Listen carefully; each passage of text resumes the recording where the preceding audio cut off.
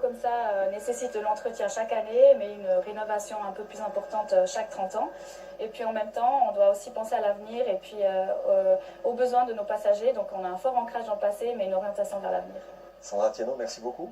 Je vous en prie, merci à vous. Puis nous, on va juste de l'autre côté, c'est le chantier naval. 2 des bateaux de la Belle Époque sont justement à quai, on vous en parle. On y retrouve 2 bateaux de la Belle Époque, le Rhône et l'Helvétie, sont tous les 2 désarmés, soit retirés de la circulation. Ils doivent être entièrement rénovés.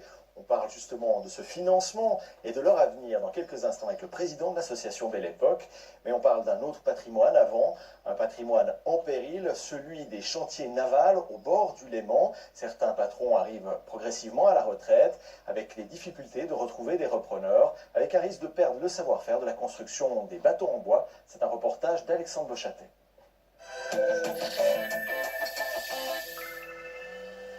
Dans ce chantier centenaire, des bateaux aussi célèbres que la Vaudoise des pirates d'Ouchy, le voilier Phobus ou encore le plus vieux canot à moteur du Léman y ont été construits. L'actuel maître des lieux va bientôt quitter le navire, mais il croit encore à la survie de ce chantier, propriété de la commune. Ça ne va pas disparaître comme ça tout d'un coup. Nous, on a construit 75 bateaux neufs, en bois classique. Déjà pas mal. Pendant des années, plusieurs apprentis ont acquis un véritable savoir-faire dans le travail du bois nautique. Au carrefour des générations, les vieux loups de mer apprécient l'ambiance familiale du lieu. Ici, c'est encore un chantier là, où on peut travailler nous-mêmes sur les bateaux. On peut œuvrer comme on a envie, avec les 3 copains. C'est un chantier qui est ouvert. Et ça fait 30 ans que je viens chez Sartorio à Tanet, parce que j'avais déjà avant un bateau, le Catalogna. Donc amoureux du vieux bateau. L'atout de ce chantier, c'est surtout son accès direct à la rive, une situation peu répandue autour du lac Léman.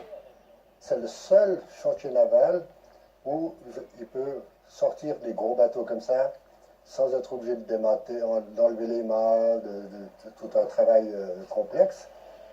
Et c'est là que réside tout l'enjeu de la survie de ces chantiers navals. La relève existe, mais encore faudra-t-il trouver où s'installer après le départ des constructeurs historiques. C'est ça le problème, c'est de trouver des locaux pour travailler, mais en plus il faut surtout de la place pour stocker les bateaux autour d'un chantier naval. Est-ce que ce savoir va se perdre? Alors je dirais non, puisqu'on a su le transmettre pendant de nombreuses années. Donc le savoir il existe, on l'a transmis, c'est bon. Quant aux bateaux en bois, leur avenir dépendra de l'attrait qu'ils continueront à produire auprès des navigateurs. Aujourd'hui, les adeptes du bois sont pourtant de moins en moins nombreux.